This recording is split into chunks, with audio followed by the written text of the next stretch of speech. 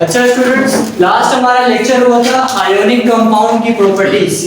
ऐसे कंपाउंड जिनके अंदर आयोनिक बॉन्ड पाया जाता है उनकी प्रॉपर्टीज क्या क्या होती हैं वो हमने पढ़ लिया था।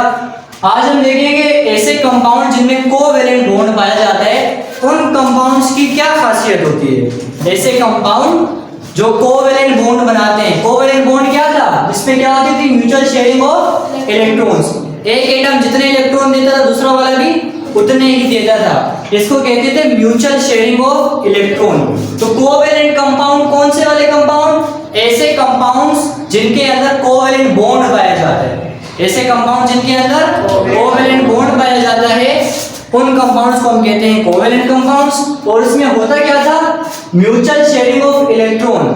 दो एटम एक ही बराबर के इलेक्ट्रॉन को शेयर करते थे, आपस में शेयर करते हैं और एक बॉन्ड बनाते हैं जिसको कहते थे कोवैलेंट बॉन्ड। और उन कंपाउंड्स को क्या कहेंगे, कोवैलेंट कंपाउंड्स।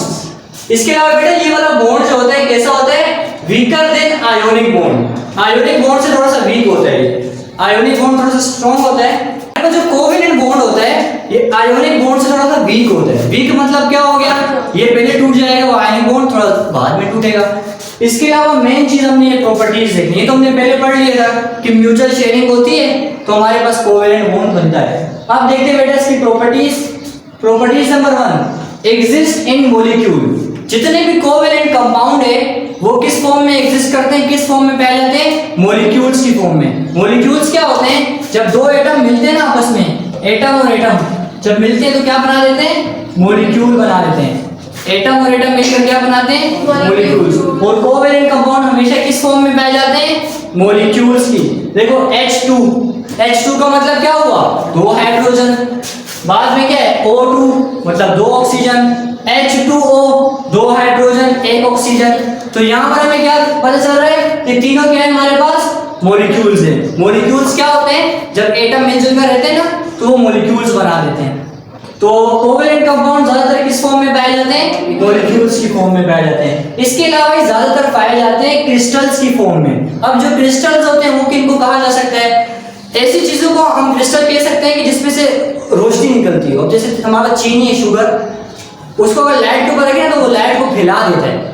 इसी तरह एक और हमारे पास डायमंड, हीरा, ये भी लाइट को फैला देता है। तो इन चीजों को क्रिस्टल्स कहा जाता है, ठीक है, जिनके शार्प एजेस होते हैं। जिस तरह चीनी को उठाओ ना, हाथ में प्रेस कर सकते हैं, हाथ में चुभ रही होती है, क्यों चुभ रही होती है, उसके एजेस निकले होते हैं। इसी तरह जो डायमंड है इसमें भी एजेस पाए जाते हैं।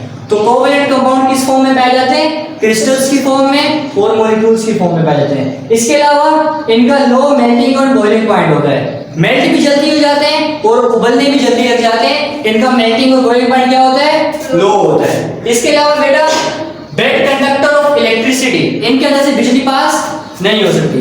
कोवैलेंट कंपाउंड में से बिजली पास नहीं होती ज्यादातर। इसके अलावा यूजुअली ज्यादातर कोवैलेंट कंपाउंड ऐसे हैं जो पानी में इनसोल्यूबल है, पानी के अंदर हल नहीं होते। यहाँ पे मैंने आप लिखा हुआ है शुगर पानी में हल होती है ना, यहाँ पे क्या लिखा है, यूजुअली ज्यादातर कोवैलेंट कंपाउंड हल नहीं होते, कुछ कुछ हल हो जाते हैं। तो usually insoluble in water, water में हल नहीं होते तो किस चीज में हल होते हैं, सोल्यूबल इन पोलर सॉल्वेंट्स। जिस तरह ऑयल हो गया, पेट्रोल, ईथर वगैरह, बेंजीन, ये सब कहलाते हैं पोलर सॉल्वेंट्स।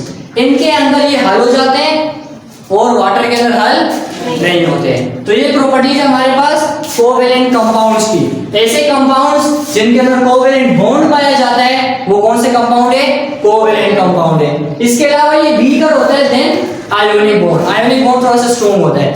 इसके अलावा प्रॉपर्टीज बेबी क्या है, ये एग्जिस्ट करते हैं मॉलिक्यूल्स की शक्ल में। मॉलिक्यूल्स कब बनता है, जब एटम और एटम मिलते हैं तो मॉलिक्यूल्स बन जाते हैं। तो ये एग्जिस्ट करते हैं मॉलिक्यूल्स की फॉर्म में, H2, O2, H2O। इसके अलावा ये क्रिस्टल्स की फॉर्म में पाए जाते हैं, डायमंड, शुगर।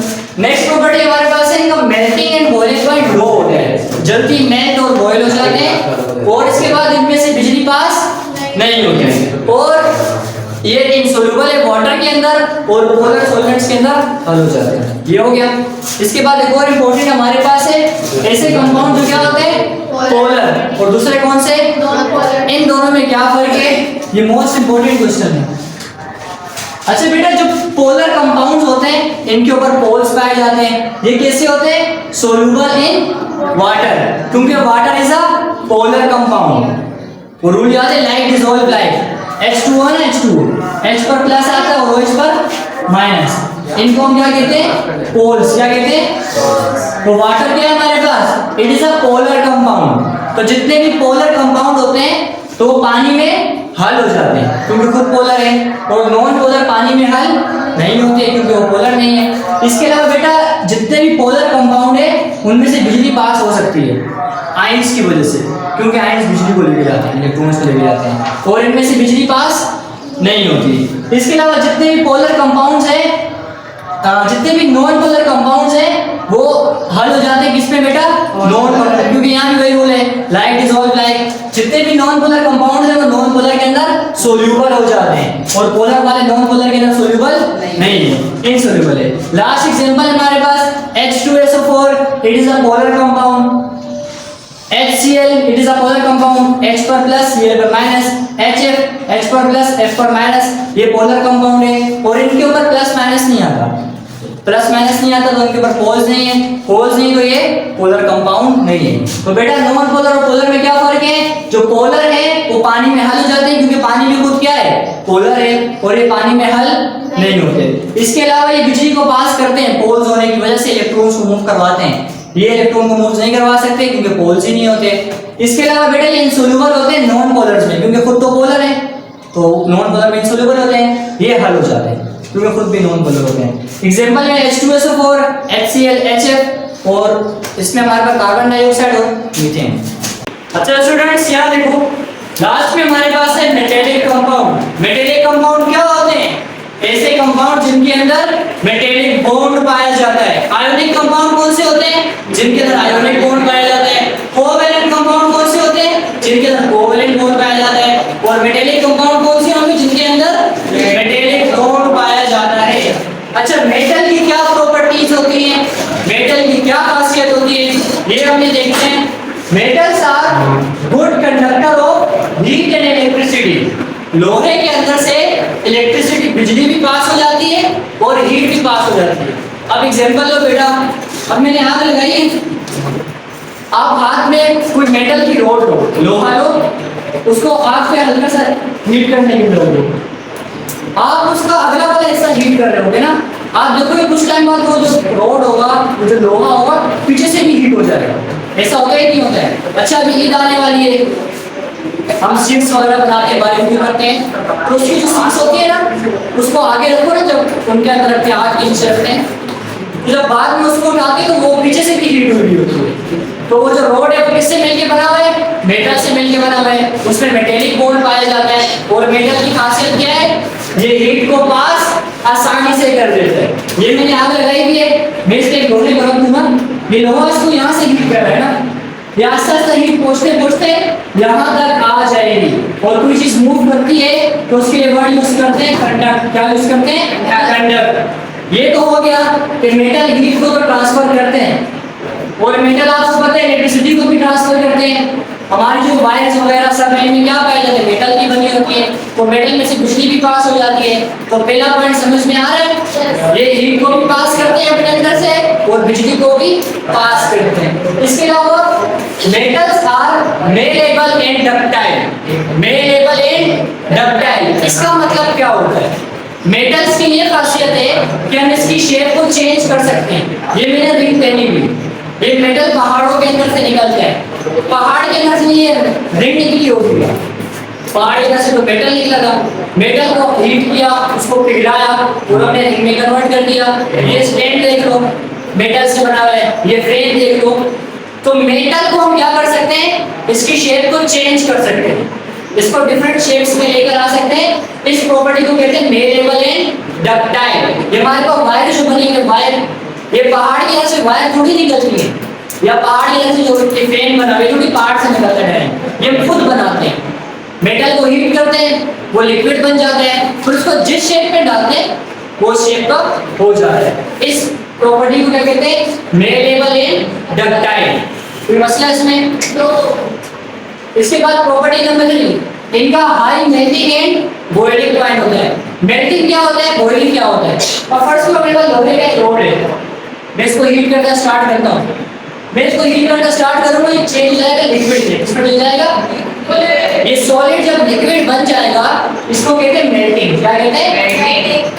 फिर मजीद हीट होता रहेगा होता रहेगा होता रहेगा, फिर उबलने लग जाएगा। इसमें छोटे छोटे जिस तरह हम पानी उबालते हैं ना, ऊपर उठने लग जाते हैं, वेव्स आने लग जाती हैं, इसको क्या कहते हैं? बॉइलिंग। तो मेल्टिंग अलग है और बॉइलिंग अलग है। मेटल जब हीट होता है ना, लिक्विड में कन्वर्ट हो जाए, ये मेल्टिंग कहलाता है। फिर जब मजीद हीट होगा तो उबलने लग जाएगा, उसको बॉइलिंग कहते हैं। अच्छा, मेटल को हीट और बॉइल करने के लिए ज़्यादा हीट चाहिए होती है। आपको पता है कि मेरे पास जो पानी है उसको मैं रखूँ आग पर तो वो 100 सेंटीग्रेड पर बॉयल हो जाता है। अब किसी लोहे को रखूँ ना तो 100 से ऊपर भी चला जाए फिर भी बॉयल नहीं होगा, बहुत टाइम लगाता है। ठीक है, तो मेटल मेल्ट होने के लिए और बॉयल होने के लिए ज़्यादा हीट मांगता है, ज़्यादा हीट उसको चाहिए होती है। और लास्ट प्रॉपर्टी क्या है बेटा? मेटल्स है हाई डेंसिटी, इनकी डेंसिटी हाई होती है। अब व्हाट इज डेंसिटी? डेंसिटी क्या होती है? क्या होती है डेंसिटी? अच्छा देखो बेटा, अब फर्स्ट करो मेरे पास एक सॉलिड है, एक लिक्विड है और एक मेरे पास गैस। ये मेरे पास सॉलिड, ये मेरे पास लिक्विड और ये मेरे पास गैस। अच्छा बेटा, मेटल जो है ना, मेटल वो मिलकर बने होते हैं मॉलिक्यूल्स से, मॉलिक्यूल्स एटम वगैरह से मिलकर बने होते हैं।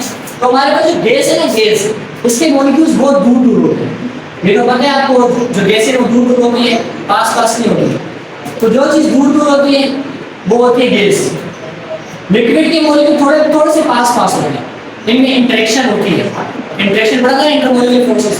और सॉलिड होता है ना, इसके मॉलिक्यूल्स तो आपस में अटैच होते हैं। ठीक है बेटा, तो सॉलिड इसके मॉलिक्यूल चिपके हुए होते हैं, लिक्विड के थोड़े से दूर, गैस के बहुत दूर होते हैं। तो अब हम क्या करें बेटा, इसमें कितना सा एरिया उठाएं, इसमें से कितना सा एरिया उठाएं, इसमें से कितना एरिया उठाएं और चेक करें कि अगर कितने मॉलिक्यूल्स आ रहे हैं, इसके अंदर भी कितने मॉलिक्यूल्स आ रहे हैं, इसके अंदर भी कितने मॉलिक्यूल्स आ रहे हैं। अब आप मुझे बताओ बेटा, इन तीनों में से सबसे ज्यादा मॉलिक्यूल्स जो आ रहे हैं किसके अंदर आ रहे हैं? सॉलिड। शाबाश, क्योंकि इसमें ज्यादा आ रहे हैं तो मतलब इसकी डेंसिटी क्या होगी? हाई होगी। इसमें थोड़े कम आ रहे हैं, इससे लो होगी, इसकी डेंसिटी तो बिल्कुल ही लो होगी। तो बेटा मेटल हमारे पास ज्यादातर क्या होते हैं? हार्ड होते हैं ना मेटल। मेटल ज्यादातर किस फॉर्म में पाए जाते हैं? सॉलिड के फॉर्म में पाए जाते हैं। तो इनकी डेंसिटी क्या होती है? वैसे ही हाई होती है। तो बेटा ऐसे कंपाउंड जिनमें मेटेलिक बॉन्ड पाए जाते हैं तो कहते हैं मेटल्स। इनकी पहली प्रॉपर्टीज, इनमें से बिजली भी पास हो जाती है और हीट भी पास हो जाती है। दूसरी प्रॉपर्टीज, इनका मेल्टिंग और बॉइलिंग पॉइंट हाई होता है। तीसरी प्रॉपर्टीज, इनकी होती है मेलेबिलिटी एंड डक्टिलिटी। इसका मतलब इनकी शेप को चेंज कर सकते हैं। ये हमने चेयर्स बनाई हुई है, फैन बने हुए, स्टैंड वगैरह किससे बने हुए? सब मेटल से बने हुए। इस प्रॉपर्टी को कहते हैं मेलेबिलिटी एंड डक्टिलिटी। और लास्ट प्रॉपर्टी है इसकी डेंसिटी हाई होती है।